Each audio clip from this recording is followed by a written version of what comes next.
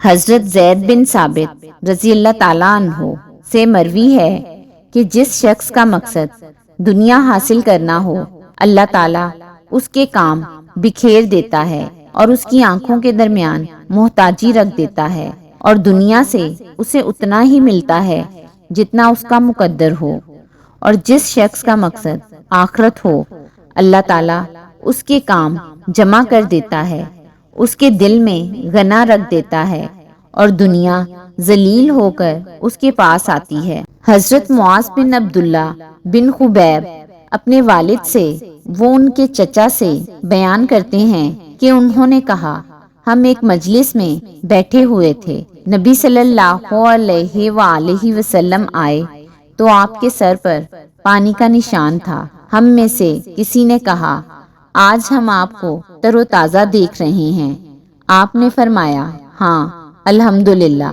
پھر لوگ دولت کے تذکرے میں مشغول ہو گئے۔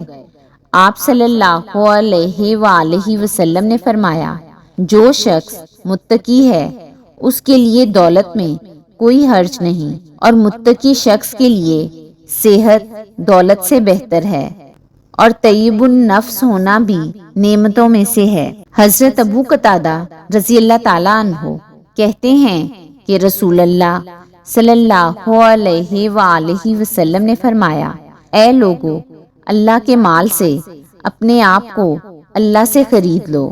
اگر تم میں سے کوئی بخیلی کرے لوگوں کو اپنا مال دینے سے، تو پہلے اپنے آپ سے شروع کرے، اللہ کے دیے ہوئے مال میں سے خود پر صدقہ کرے، کھائے اور پہنے۔ حضرت حذیفہ رضی اللہ تعالیٰ عنہ سے مروی ہے کہ مومن کے لیے لائق نہیں کہ وہ اپنے آپ کو ذلیل کرے۔